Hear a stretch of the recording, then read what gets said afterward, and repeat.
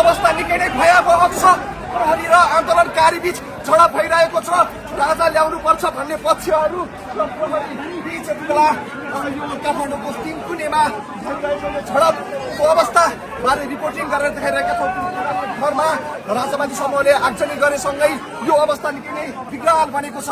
तपाईँ देख्न सक्नुहुन्छ आन्दोलनकारीहरू पनि घाइते भइरहेका छन्, प्रहरी पनि घाइते भइरहेको छ।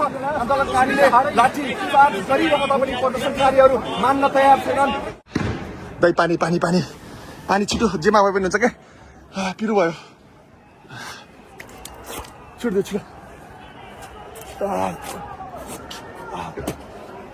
ए यो त डेन्जर हुने रहेछ यार।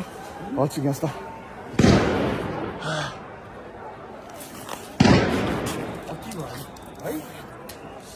बर्बाद हुने भयो, देश बर्बाद भयो दाइ, देश बर्बाद भइसक्यो। लाइभ फायरिङ भइरहेको छ है त।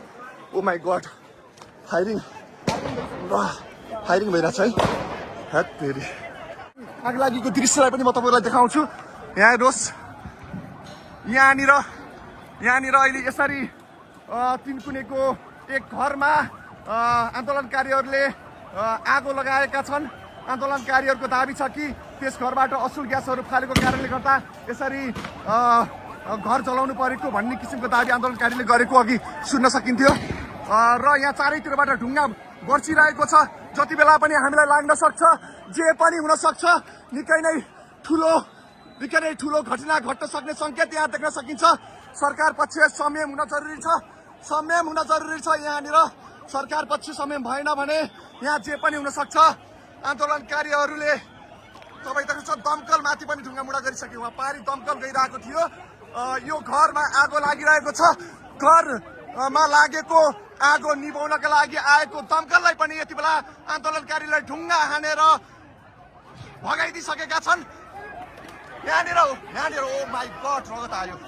ओ माई गड बिचारा यार।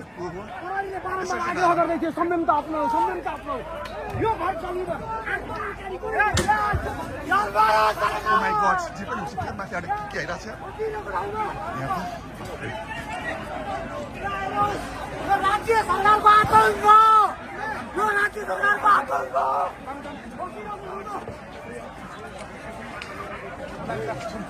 के भयो